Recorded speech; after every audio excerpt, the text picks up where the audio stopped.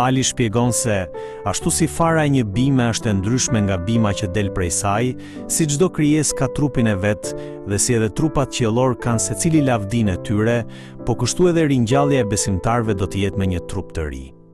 Trupi i ringjalljes nuk do të jetë si trupi ynë i tanishëm, por një trup i lavdishëm që nuk prishet kurrë.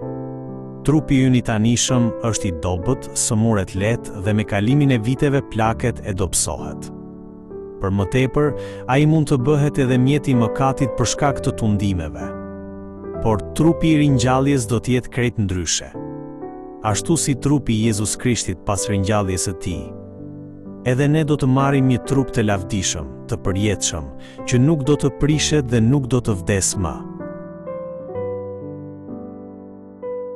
Adami erdhi nga toka dhe pas vdekjes u kthye përsëri në tokë, ndërsa Jezu Krishti erdhi nga qielli dhe pas ringjalljes u kthye në lavdinë qiellore.